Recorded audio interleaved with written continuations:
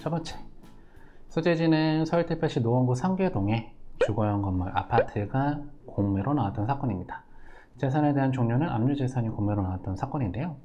이 노원구 상계동 하면 항상 재건축에 대한 이슈가 많았던 그런 지역이죠.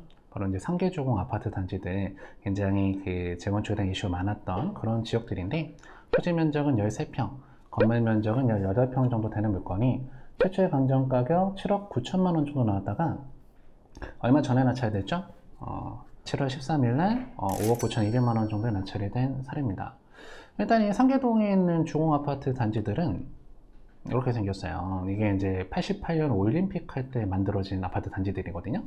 연식이 굉장히 오래됐던 아파트 단지들인데, 그동안 재건축이 원활하게 진행되지는 못했던 아파트 단지들이다. 그 이유가 바로 뭐냐면 용적률이 좀 높아요. 178% 정도. 사실 이제 재건축이 가능하려고 하면 제일 좋은 건 용적률 100%가 안 넘으면 좋긴 한데, 그런 아파트 이제 없습니다. 안 남아있어. 거의 대부분 5층밖에 안 된 아파트는 거의 대부분이 재건축이 됐고, 이제 중층 이상 정도 된 아파트 단지들만 남아있는데, 그런 아파트 단지들이 재건축이 되려고 하면은 용적률이 좀 높아져야 돼요. 지금 현재 용적률보다는. 서울시 같은 경우는 재건축 아파트 단지들은 그 역세권으로 들어가게 되면은 용적률 인센티브를 주겠다라고 하고, 최대 용적률은 400에서 500%까지 인정해 주겠다고 하다 보니까 상계중 아파트 단지들이 다시 좀 인기가 많아지고 있는데, 위치를 한번 봐보면 위치는 굉장히 좋죠. 지하철 7호선, 지하철 4호선, W역세권, 노원역 바로 인근에 붙어있는 상계주공 3단지가 공매로 나왔던 사건입니다. 이 상계주공 아파트 단지들 중에서는요, 여러분들이 그 관심 있게 보실 만한 단지가 3단지, 5단지, 7단지가 관심을 가지실 만한 그런 지역이에요. 약간 외우기는 쉽죠? 357, 3단지, 5단지, 7단지를 갖다 관심을 좀 가져보시면 좋은데, 그 이유가 바로 뭐냐면은, 일단은 가장 그 호재 중에 하나가 바로 뭐냐, 상계동 7단지에서 좀 왼쪽으로 가보시면은 창동역이 있죠. 창동역 같은 경우는 또 마찬가지로 GTX 신호선에 대한 호재가 있고 민자역사 개발에 대한 호재가 있는 데가 창동역이기 때문에 창동역 주변 지역은 미래 가치가 괜찮다. 상계주공 3단지도 창동역이 교통에 대한 호재가 좋아지게 되면 충분히 그 호재를 같이 입을 수 있을 만한 위치에 나와 있는 물건이죠. 그 다음에 저 위에 조그만 동그라미 보이시죠? 저기 혹시 뭔지 아시겠는 분 계십니까? 저기 뭘까요? 저기 그 아레나라고 하는 콘서트장 같은 게 지어지는 부지인데, 이제 최대 6만 명 수용 가능한 이제 아이돌 콘서트 시설이 들어오는 데가 저 아레나라고 하는 문화시설 공연장입니다. 나중에 저기 이제 들어오게 되면은 이제 그 콘서트 관람하러 오는 그 사람들이 많아지겠죠? 그러다 보니까 일단 노원역하고 창동역에 대한 상권은 좀 좋아질 수가 있겠는데, 아마 상대적으로 또 좋아질 거는 노원역 상권이 더 좋아지지 않을까. 창동역 상권은 지금 가보시면 상권이 좀 형성이 좀 잘 안 돼 있거든요. 노원역 상권에 이제 나와 있는 상가 물건들도 좀 보실 만한 필요가 있다. 마지막으로 가장 큰 동그라미가 가장 이슈가 좀 컸었는데, 바로 바이오 메디컬 클러스터를 구축하겠다. 바로 이제 서울대병원이 저 차량기지가 이전하고 운전면허 시험장 이전하고 나서 이제 서울대병원 들어오겠다, 이런 개발 계획이 있었는데, 지금은 상으로 봤을 때는 좀 장기화가 될 수도 있고 백지화가 될 수도 있는 그런 개발 계획이기 때문에 여러분들은 저 아레나는 지금 지어지고 있고요, 창동은 민자역사 개발도 하고 있거든요. 두 가지에 대한 호재를 좀 많이 보시면 좋겠다. 아무튼 그런 호재를 같이 갖고 있으면서 재건축에 대한 이슈도 있고 노원역 W역세권으로 들어가는 물건이다 보니 낙찰을 받기에는 괜찮은 물건이 공매로 나왔었던 거죠. 그때 당시에 비교적 저렴한 금액에 낙찰을 받았던 사례입니다. 자, 그 다음에 두 번째로는 우리가 이제 또 아파트 같은 거 투자하실 때는 또 한 가지 관심 있게 볼 게, 교통도 보고 학군도 보고 일자리하고 접근성도 보면 좋지만 이 조망권이 좋은 아파트는 또 가치가 잘 안 떨어지잖아요. 특히나 우리가 좋아하는 조망 중에 가장 좋아하는 조망은 어떤 조망을 제일 좋아하십니까? 어떤 뷰? 어떤 뷰를 제일 좋아하세요? 뭐니 해도 그렇죠. 뭐 강조망, 한강뷰가 나온 아파트, 이런 아파트나 뭐 오션뷰, 이런 아파트 단지들은 희소 가치가 있죠. 그래서 이제 여러분들이 한강뷰가 나오는 물건들, 굉장히 희소 가치가 있는 물건들이다, 이렇게 볼 수가 있는데, 낙찰 사례 한번 봐보면 소재지가 서울특별시 광진구 자양동에 나와 있던 물건이에요. 자양동 하면 이제 한강변 주변 지역에 있는 데가 자양동으로 들어가는데, 그 자양동에 주거용 건물이 공매로 나왔던 사건이다. 세부 용도를 보니까 아파트가 구매로 나왔었는데, 이번엔 재산에 대한 종류를 보니까 뭐가 나와 있냐면은 기타 일반 재산이라는 게 구매로 나와 있다. 여러분들이 이제 구매물건 같은 거 보다가 그 재산에 대한 종류가 기타 일반 재산으로 되어 있으면은 그런 재산은 신탁 구매물건이 많습니다. 신탁 구매물건이 기타 일반 재산이 이렇게 되어 있거든요. 지금 현재 신탁회사 명의로 되어 있는 그런 부동산을 공개적으로 매각하는 물건이 신탁 구매물건이다, 이렇게 보시면 될 것 같아요. 이런 신탁 구매물건은 그 낙찰 받고 나서 신탁사 가서 매매계약서를 쓰시는 겁니다. 낙찰 받고 5일 이내 가서 매매계약서 써서 매매에 대한 형식으로 그 부동산을 취득하는 거다. 그러다 보니까 이런 신탁 구매 물건을 낙찰받게 되면은 만약에 안에 임차인이나 소유자가 살고 있다라고 하면은 그 소유자나 임차인에 대한 명도는 매수자가 명도를 해야 됩니다. 매수자가 이제 명도 부담이 있기 때문에 이런 물건 낙찰 받으실 때는요, 명도에 대한 비용이 좀 나갈 수가 있다라는 걸 생각해서 낙찰을 받으셔야 되는 물건이다. 자, 그런 물건이 최초의 관전 가격 18억 9천에 나왔다가 15억 5,100만 원 정도에 낙찰이 됐고요. 토지 지분이 22평, 건물 실평수는 42평 정도 되는 물건이었는데, 어떤 아파트가 구매로 나왔었던 물건인가? 사진 한번 같이 봐보면 이런 아파트가 구매로 나왔던 사례입니다. 이게 광진 하우스토리라고 하는 아파트인데, 동수는 2개 동밖에 안 돼요. 2개 동밖에 안 되는 아파트고, 주변 인프라가 좀 부족합니다. 우리가 이제 주변 인프라고 하면 뭐 학교, 아니면 뭐 그 교통, 아니면 뭐 편의시설 이런 거 많이 보는데, 그런 인프라는 좀 부족한 아파트이긴 한데 인기는 진짜 많은 아파트예요. 인기가 많을 수밖에 없는 그 이유가 바로 뭐냐면은 이거 때문에, 위치를 보니까 위치가 너무 좋죠. 바로 한강 바로 앞에 붙어 있는 아파트, 2개 동밖에 안 되지만 거의 전 세대에서 한강 뷰가 나오는 아파트죠. 인프라는 딱 봐도 좀 부족해 보이죠. 강변역도 좀 거리가 멀고, 그 다음에 이제 인근에 뭐 초등학교, 중학교는 좀 많이 소재하고 있긴 하지만, 인프라는 좀 부족하긴 하지만, 조망권에 대한 시소 가치가 굉장히 높은 아파트 단지다. 자, 그 아파트 단지 내부 구조 이렇게 생겼습니다. 1302호가 나왔는데, 구조가 괜찮죠? 가격이 오르진 않았어요. 이 아파트는 지금까지 가격이 막 올라가진 않았지만, 거래가 좀 잘 되는 아파트예요. 광진 하우스토리는 그동안 가격이 뭐 2배, 3배 오르진 않았어요. 조망권이 좋으니까 거래가 잘 되는. 그러다 보니까 구조가 괜찮은데, 이게 약간 안에 내장재를 고급형으로 지은 아파트예요. 안에 들어가 보면 그 한강뷰가 파노라마 뷰처럼 시원하게 잘 나오는 그런 아파트입니다. 거기 이제 1302호가 혐의로 나왔으니 너무 좋겠죠. 실제로 이 아파트는 네이버 부동산 같은 데 들어가면은 아파트 매물 사진 올라와 있는 곳들이 있어요. 거기 가서 한번 구경 한번 해보면은 안에 그 내부 사진 찍어서 올려놓은 곳들이 있거든요. 보면은 전망이 정말 기가 막힌 그런 아파트입니다.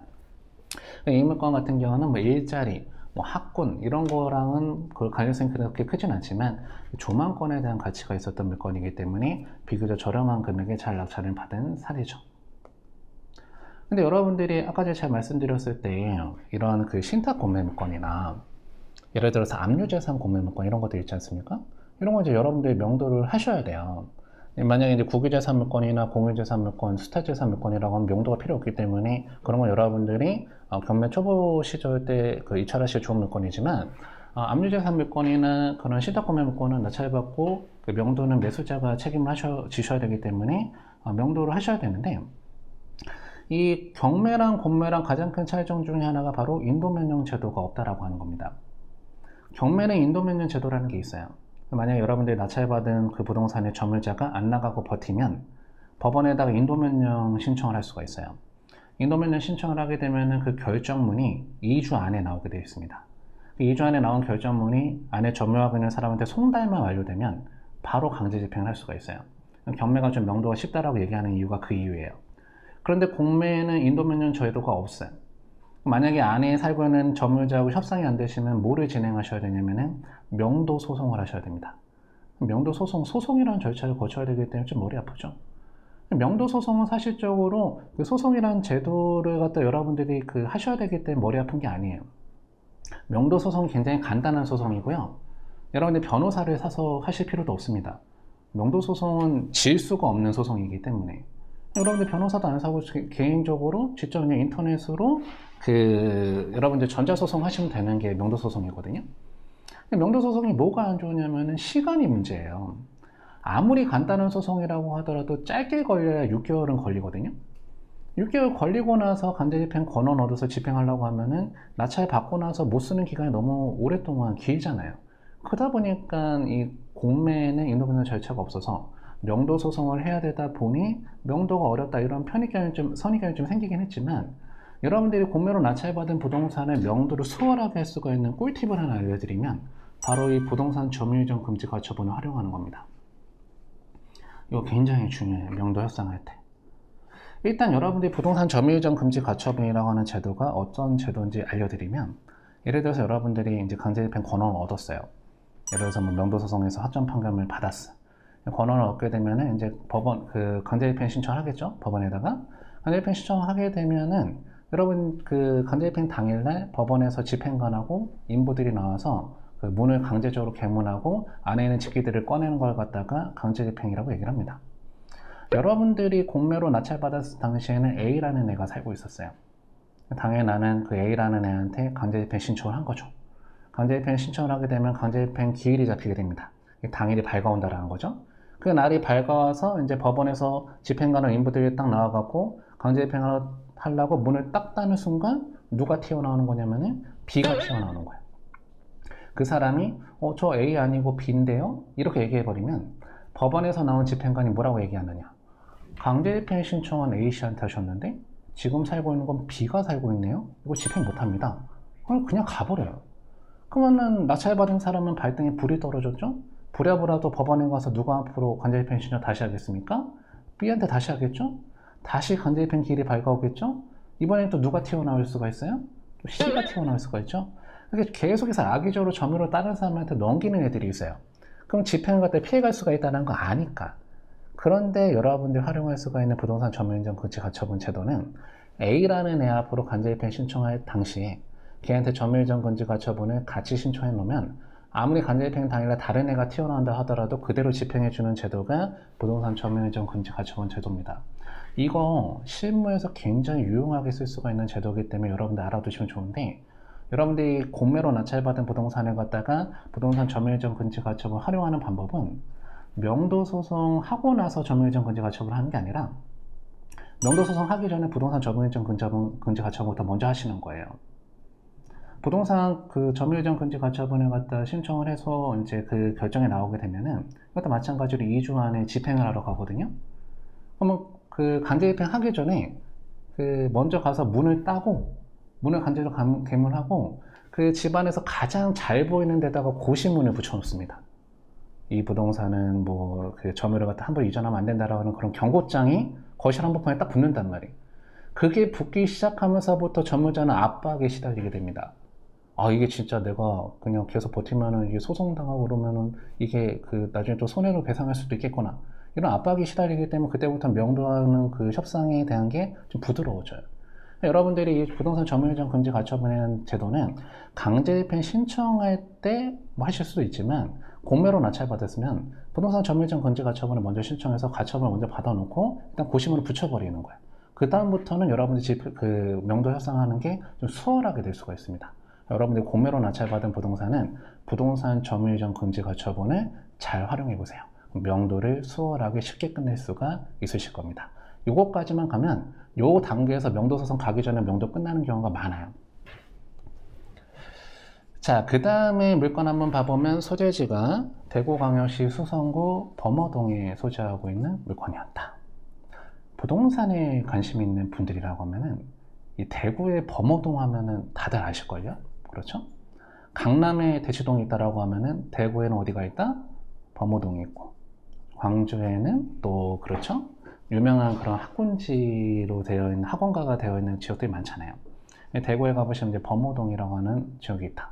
범사 만삼이라고 얘기를 하는데, 저는 이제 범어사동, 만총 3동을 갖다 줄여서 범사 만삼 이렇게 얘기하는 거예요. 저 지역에 있다가 대구에서 가장 유명한 학군지입니다. 그래서 대구에서도 가장 비싼 아파트가 몰려있는 데가 저기예요. 아파트 같은 거 하나 사실 때는 그만큼 학군에 대한 걸 잘 여러분들 조사를 하셔서 투자하셔야 되는 게 중요하다라고 하는 거죠. 이런 지역은 가격이 떨어질 때도 가격이 조금 떨어지고, 가격이 올라가기 시작하면은 가격이 가장 먼저 올라가기 시작하는 지역이 이런 지역들이죠.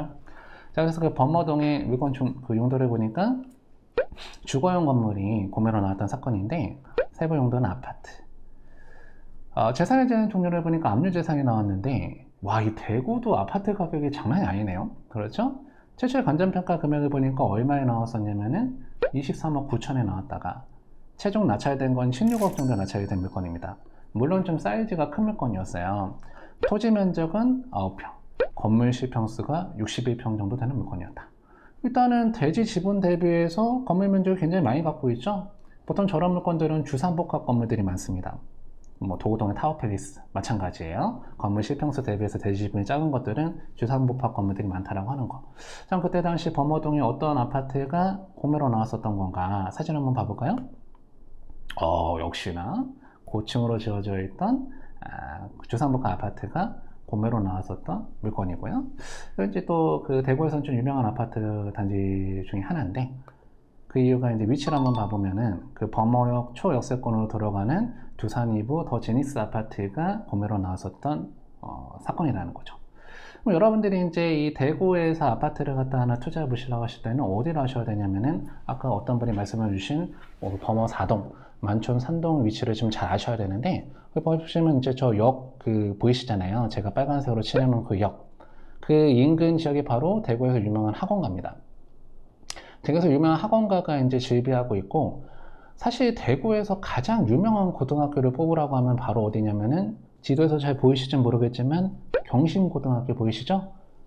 저 그 고등학교가 가장 유명한 고등학교 중에 하나입니다. 저기는 학군하고 학원가하고 접근성이 좋다 보니까 아파트 가격이 비쌀 수밖에 없어요. 저희 때에서 가장 그 가격이 비싼 거는 저 밑에 있는 경남타운 아파트가 가격이 비싼데, 그 이유는 재건축 이슈가 있기 때문에 가격이 비싸요. 요즘엔 좀 재건축이 좀 삐끄덕하는 바람에 옛날만큼 가격이 좀 나가지 않는 것 같긴 한데, 경남타운. 그 다음에 또 유명한 아파트가 제가 동그라미 쳐놓은 실스테이트 범어 아파트. 굉장히 유명한 아파트입니다. 위치가 좋기 때문에. 그만큼 이제 아파트 같은 경우는 학원하고의 접근성이 굉장히 중요할 수밖에 없죠. 근데 그 지금 공매로 나와 있는 저 두산 2부 아파트 같은 경우는 학구는 그 범사 3만보다는 떨어질지 모르겠지만 학원가를 걸어갈 수가 있는 위치에 있는 물건이잖아요. 그러니까 또 가격이 많이 나가는 물건입니다. 또 이제 사실 저 평수가 크다 보니까 가격은 가장 비싼 아파트이긴 하거든요. 저 동네 일대에서. 그러다 보니까 이런 아파트 같은 경우는 가격이 잘 떨어지지도 않고 나중에 한가할 때도 한가 잘 된다는 그런 장점이 있다라는 거죠. 그러다 보니까 이 두산 2부 더 제니스 아파트, 그동안 가격이 올랐던 걸 봐보면은 계속해서 떨어질 때도 있었지만 계속해서 상승 그래프를 보이고 있죠. 그래서 꾸준히 올라줬던 물건이다. 저 아파트가 가격이 저렇게 비쌀 수 있었던 물건 이유는 물론 초역세권이기도 하지만 대구의 유명한 학원가하고 위치가 가깝기 때문에 그렇죠. 그래서 여러분들 이렇게 아파트 같은 거 투자할 때는 특히나 교통, 학군, 일자리를 잘 보고 선택을 하셔야지 현명한 투자가 될 수가 있겠습니다.